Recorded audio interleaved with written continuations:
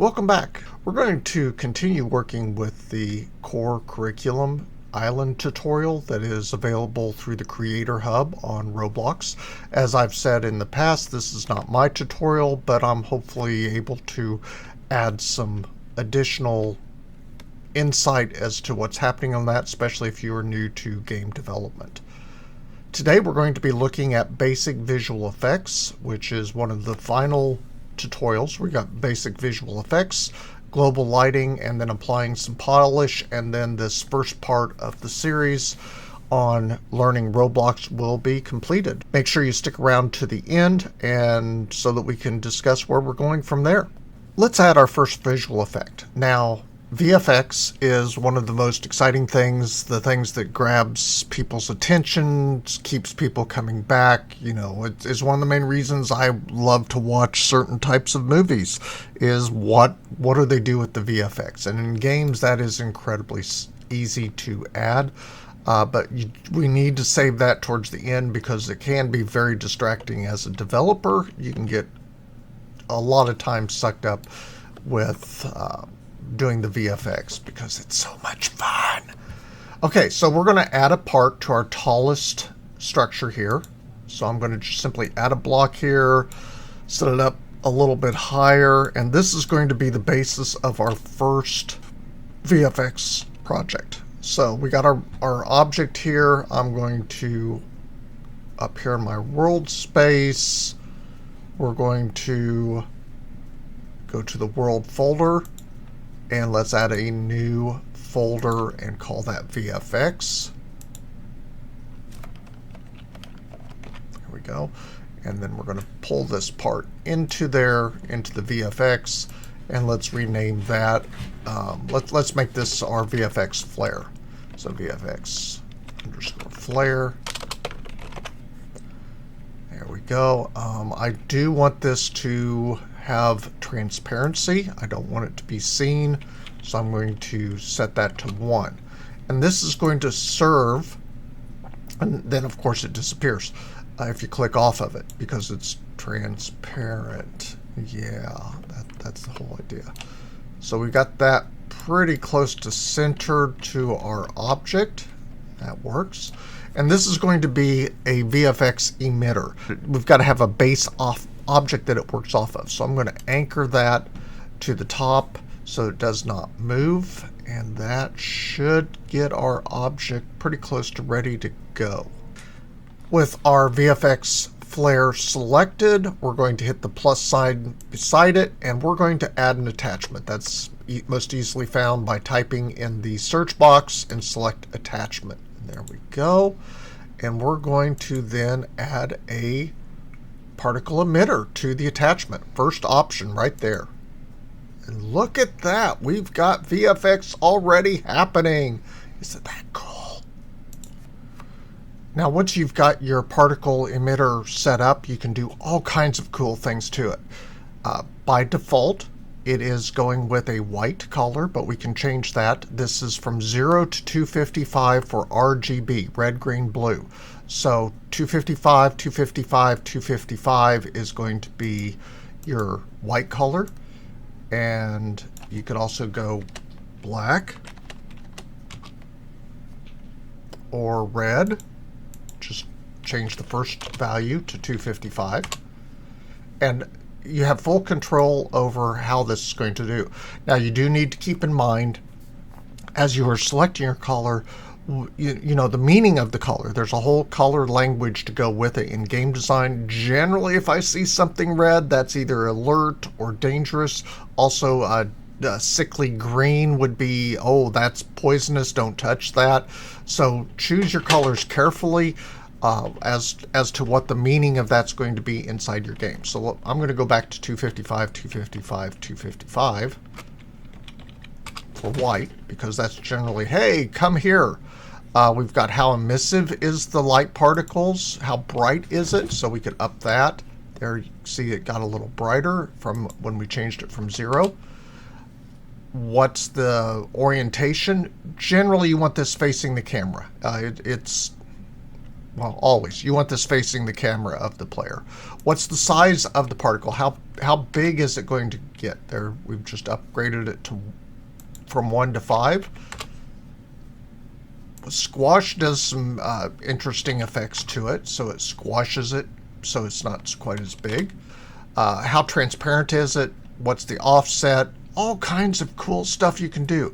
Lifetime is how long each particle, because this is actually multiple particles. If I scroll back a little bit here, you can see how long these particles are living. So up to this point, that's about a lifetime of 5, and then you can see some of them, the lifetime comes to an end, and they start disappearing into space. So if you want to increase or decrease the lifetime, that is done under lifetime. What's the rate of emission? Currently, that's at 20. If you want more, you could up that, and as you can see, I'm putting out a lot more there. They are very close together, so it kind of doesn't make a lot of difference. Go back to 20 there. What's the spread of it and the speed that they're moving at? Currently that's at 5 minimum, so they can go a lot faster. We can have a spread angle. If you want it to spread on the X angle, let's go 5. And there you can see now the particles are spreading out. Play with this and find what you want it to look like for your VFX. This is to communicate, hey, this is the end goal for our player. They want to get to the top of the columns here. So go ahead and set up your VFX flare for the end goal for the player. So next, let's talk about lighting. Now, there's several different types of lights available to us in Roblox. As with all game engines, we're going to focus on just 2 types for today. That is the point light, which emits light spherically from a single point. This would be like a candle or a light bulb or something, or a torch in a game. Or you could use a spotlight, which would be, as the name implies, a directional light pointing in a specific direction. And I'm going to, on the attachment, put a point light. There we go.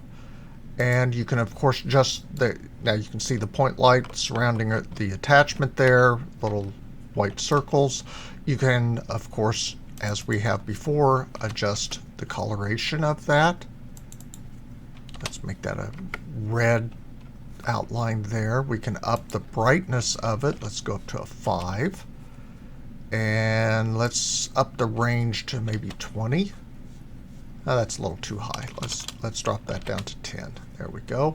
You cannot attach point light to the particle emitter, but you can to the attachment or the flare itself. So if I wanted to go up here, it's still attached as a point light to that. I'm going to leave it as on the attachment. So your lights can be attached to the objects in the environment. Just makes it a little bit more fun for what you're creating. One special effect or VFX that I've seen in a lot of Roblox games is dust motes, floating little motes that are around the environment. So we're going to go ahead and add a dust mote to our game as well, just to see how it's done. So I'm going to scroll back here and I'm going to create a new part, which is going to be the cube. And we're going to make that a little bit bigger, well actually a lot bigger, because I want it to encompass my entire playable area. So let's pull it out here and cover the whole area for the environment. It also needs to be taller. Pull that down a little bit so that it's covering the full island area. And again, make that a little taller so it's covering everything. Did we cover everything? Yeah, it looks like we've got everything. So this is going to be our area where we're having dust motes in the environment. So I've got my part. Let's rename that to VFX dust motes. And we'll pull it up to our VFX folder. And let's change its transparency to 1 because we don't really want to see it inside the environment when we're playing our game. Let's anchor it so it doesn't fall into the water. And we need to turn off can collide so that characters are not colliding with it. There we go. And the next thing is to add an emitter, so let's do that. Go find particle emitter. There it is. And inside the particle emitter, oh, we've already got our dust motes happening. Isn't that cool? Floating all over. That was easy to add, wasn't it? Now we can do the exact same thing that we've done before. We can have all kinds of ability to change these dust motes so that they're bigger or smaller or whatever we want to do with them. You can go with the way they're floating, the size, the speed, the rotation. I think they're a little fast personally. 5 seems a little high. Let's drop that to 4. And still a little fast in my opinion. Let's drop it to 3. Should slow them down. And that's looking great. I can see why people like to add that. We can change the texture of the dust mote. Yeah, there's all kinds of really cool things like that. And let's try that. So we've got our shape. The shape is currently in our box. It's outward volume. And let's go up here to our texture. Right now it is sparkles. And there's a RBX asset ID : 14302399641. And that changes the mote from a starry looking thing to more of a different. I'm going to change the transparency to 0.5. And you can see that makes them a little bit more see-through. It might be still a little too much. Let's go to 0.7. There. I like that. So now we've got a nice little effect. We can do all of the different settings like we said. I'm going to drop the rate. I feel like 20 is a little high. I'm going to drop that to 15. And that'll slightly decrease our emotes, our dust motes. Let's go to 10. And so we've got a little bit fewer.